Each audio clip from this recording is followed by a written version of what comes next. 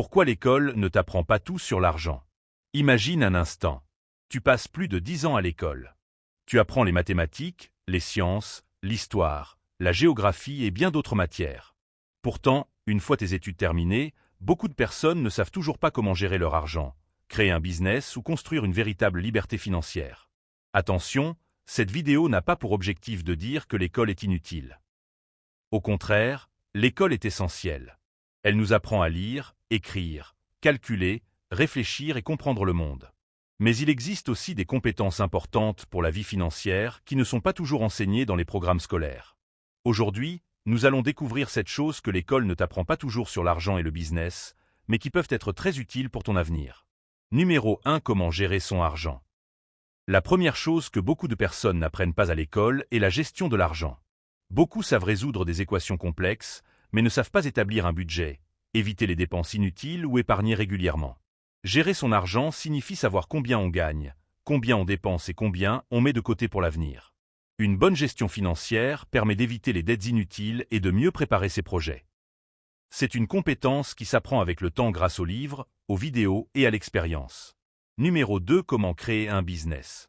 À l'école, on prépare souvent les élèves à trouver un emploi. Mais créer une entreprise est une compétence différente. Créer un business consiste à identifier un problème, proposer une solution et convaincre des clients de payer pour cette solution.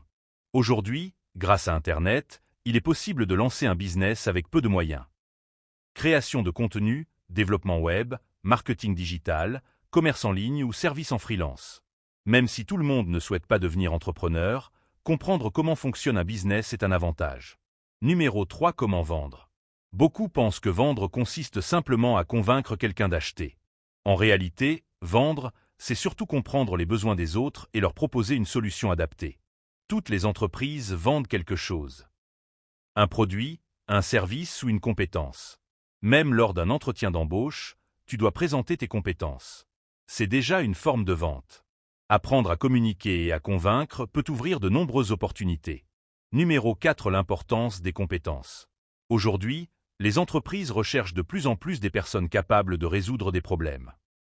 Le développement web, la cybersécurité, le marketing digital, l'intelligence artificielle ou encore la création de contenu sont des compétences très demandées.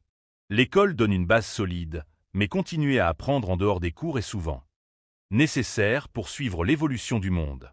Les personnes qui apprennent toute leur vie augmentent souvent leurs opportunités professionnelles.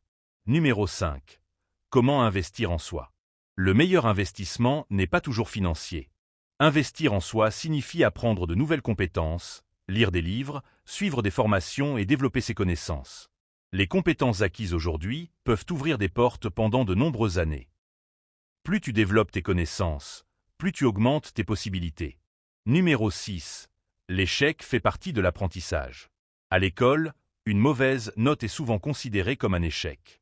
Dans le business, un échec peut devenir une leçon précieuse. Beaucoup d'entrepreneurs ont connu plusieurs difficultés avant de réussir. L'important est d'analyser ses erreurs, de les corriger et de continuer à avancer. Chaque expérience permet d'apprendre quelque chose de nouveau. Numéro 7. La discipline est plus importante que la motivation. Beaucoup attendent d'être motivés pour agir. Mais la motivation varie selon les jours. La discipline consiste à continuer même lorsque la motivation diminue. Les personnes qui réussissent sur le long terme sont souvent celles qui restent constantes dans leurs efforts. Quelques minutes d'apprentissage chaque jour peuvent produire de grands résultats après plusieurs années. Conclusion. L'école est une étape importante dans la vie. Elle apporte des connaissances essentielles et ouvre de nombreuses portes. Cependant, pour développer sa vie financière, il est souvent utile d'apprendre également des compétences comme la gestion de l'argent, l'entrepreneuriat, la vente, la communication et l'apprentissage continu. Le monde évolue rapidement. Plus tu développes tes compétences, plus tu augmentes tes possibilités pour l'avenir. Et toi, quelles compétences aimerais-tu apprendre en plus de l'école? Réponds dans les commentaires. Si cette vidéo t'a plu, abonne-toi à Vision Million, laisse un like et active la cloche pour ne manquer aucune prochaine vidéo. Merci d'avoir regardé cette vidéo, et à très bientôt pour un nouveau contenu.